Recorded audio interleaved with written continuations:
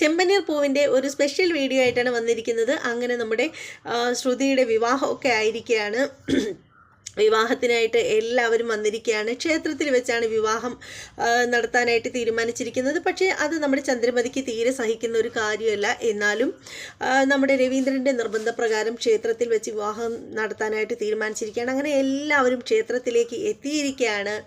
നമ്മുടെ രേവതിയും രവീന്ദ്രനും അച്ചമ്മയും കൂടി ഒരുമിച്ചാണ് എത്തിയിരിക്കുന്നത്.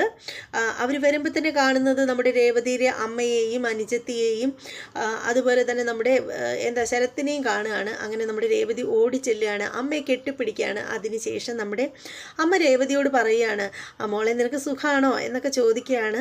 അപ്പോൾ രേവതി പറയാണ്, സുഖമാണമ്മേ. അമ്മ എന്താ നേരത്തെ ഇങ്ങ് എത്തിയോ എന്നിങ്ങനെ ചോദിക്കുമ്പോൾ നമ്മുടെ അമ്മ പറയാണ്, അതേ മോളെ നേരത്തെ ഇങ്ങ് എത്തി, കുറച്ച് പൂവ് അധികം കെട്ടാനുണ്ടായിരുന്നു, അപ്പോൾ അതും കൂടി കൊണ്ടിങ്ങ് പോന്നു. എന്നിട്ട് എന്താ അമ്മേ കെട്ടി തീർന്നോ എന്നിങ്ങനെ രേവതി ചോദിക്കുകയാണ്.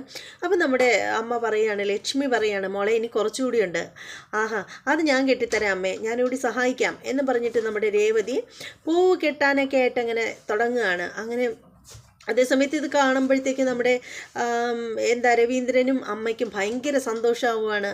അങ്ങനെ രേവതി ഇങ്ങനെ പൂ കെട്ടുന്നത് അവർ വളരെ കൗതുകത്തോടു കൂടി ഇങ്ങനെ നോക്കിയിരിക്കുകയാണ്. രേവതിയുടെ പൂ കെട്ടുമ്പോഴുള്ള ആ സ്പീഡും ചുറുചുറുക്കും അതൊക്കെ അവർ നോക്കി ഇങ്ങനെ ആസ്വദിച്ചുകൊണ്ടിരിക്കുകയാണ്. അതേസമയത്തുണ്ടല്ലോ നമ്മുടെ ഭാമയെയും അതുപോലെ നമ്മുടെ ഭാമയെയും നമ്മുടെ സുധിയെയും കൂട്ടിയിട്ട് നമ്മുടെ ചന്ദ്രമതി വരെയാണ്. നമ്മുടെ സച്ചിയുടെ കാറിലാണ് എത്തിയിരിക്കുന്നത്.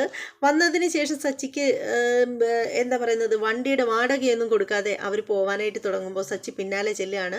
എന്നിട്ട് പറയുകയാണ്, നിങ്ങൾ എനിക്ക് പൈസ തരാത്തത് എന്താ?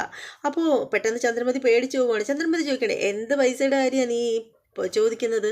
അത് കാറിലല്ലേ വന്നത്, അപ്പോൾ കാറിൽ പച്ചവെള്ളം ഒഴിച്ചാൽ എന്തായാലും വണ്ടി ഓടില്ലല്ലോ, അപ്പോൾ ആ ക്യാഷിൻ്റെ കാര്യമാണ്. എടാ നിൻ്റെ ചേട്ടൻ്റെ വിവാഹമല്ലേ, ചേട്ടൻ്റെ വിവാഹത്തിന് വണ്ടിയിൽ വന്നിറങ്ങുന്നതിൻ്റെ പൈസ ചോദിക്കാൻ നിനക്ക് നാണാവില്ലേടാ? അങ്ങനെ നാണിച്ചിട്ടൊന്നും ഒരു കാര്യമില്ല, അതും പ്രത്യേകിച്ച് ഇവൻ്റെ കാര്യത്തിൽ.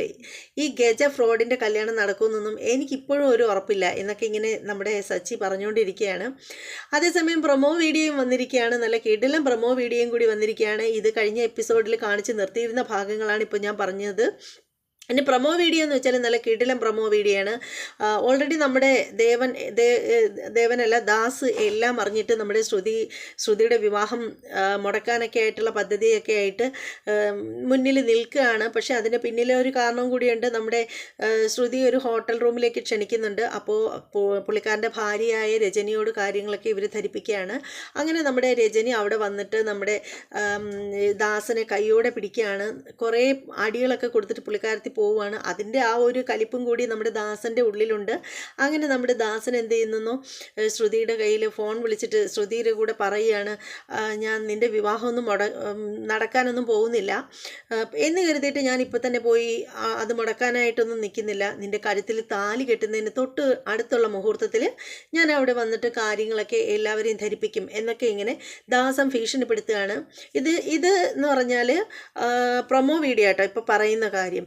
അങ്ങനെ അപ്പോൾ ആ സമയത്തിന് ശ്രുതി പറയുന്നുണ്ട്, ഒന്നും പറയരുതെന്നൊക്കെ പറയുമ്പോഴത്തേക്ക് ദാസൻ പറയുന്നുണ്ട്, പറ്റില്ല, നീ കണ്ടോ, നീ കാരണം എൻ്റെ ജീവിതം നഷ്ടപ്പെട്ടത്, എൻ്റെ ഭാര്യ എൻ്റെ മകളെയും കൊണ്ട് പോയി, പിന്നെ എൻ്റെ ഓഫീസിൽ നിന്ന് എന്നെ പിരിച്ചും വിട്ടു, അപ്പോൾ എനിക്ക് ജോലിയും ഇല്ല ലൈഫും ഇല്ല, അപ്പോൾ ഇനിയിപ്പോൾ നീ അത്ര സന്തോഷിച്ച് ജീവിക്കേണ്ട എന്നൊക്കെ പറയുകയാണ്. അങ്ങനെ ഒടുവിൽ നമ്മുടെ ശ്രുതി ഒരു തീരുമാനത്തിൽ എത്തിച്ചേരുകയാണ്. ശ്രുതി മീരയോട് പറയുകയാണ്, ഞാൻ എല്ലാ കാര്യവും ശ്രുതിയോട് തുറന്നു പറയും എന്നിങ്ങനെ പറയുകയാണ്. അപ്പോൾ മീര പറയുകയാണ്, നീ പറയല്ലേടി, നീ പറഞ്ഞു കഴിഞ്ഞാൽ ഒരു പക്ഷേ ശ്രുതി അത് അംഗീകരിക്കണമെന്നില്ല. പുള്ളിക്കാരൻ പെട്ടെന്ന് ഇതൊക്കെ കേൾക്കുമ്പോഴത്തേക്ക് ആകെ ഷോക്ക്ഡായി പോവും. പിന്നെ അത് മാത്രമല്ല, നീ ഒത്തിരി നുണകൾ പറഞ്ഞാണല്ലോ എല്ലാം, ശരിക്കും പറഞ്ഞാൽ നുണയുടെ ഒരു ചീട്ടുകൊട്ടാരം തന്നെയാണല്ലോ നീ ഉണ്ടാക്കി വെച്ചിരിക്കുന്നത്, അതുകൊണ്ട് നീ പറയല്ലേ എന്നൊക്കെ പറയുകയാണ്.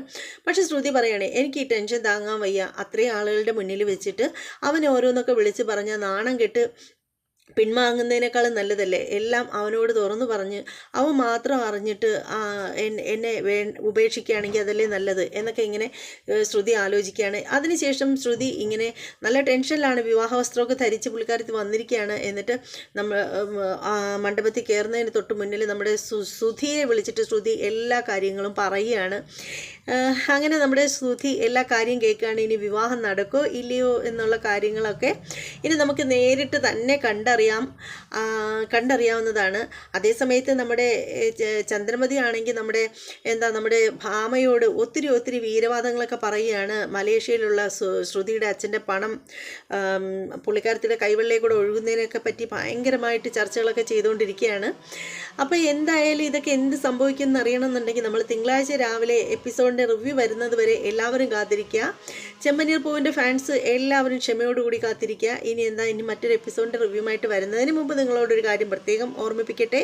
ആരെങ്കിലും നമ്മുടെ ചാനൽ സബ്സ്ക്രൈബ് ചെയ്യാൻ മറന്നു പോയിട്ടുണ്ടെങ്കിൽ ഒന്ന് ചെയ്തേക്കണം. അതുപോലെ തന്നെ ബെല്ലൈക്കൻ കൂടി പ്രസ് ചെയ്തേക്കാനും മറക്കരുത്. നമ്മുടെ വീഡിയോ ഇഷ്ടമാവുകയാണെങ്കിൽ തീർച്ചയായും ലൈക്ക് ചെയ്യണം. ഇഷ്ടപ്പെട്ടില്ലെങ്കിൽ ഡിസ്ലൈക്ക് ചെയ്തോളൂ. ഇനി മറ്റൊരു എപ്പിസോഡിൻ്റെ റിവ്യൂമായിട്ട് ഉടനെ കാണാം. അതുവരെ എല്ലാവർക്കും ബൈ.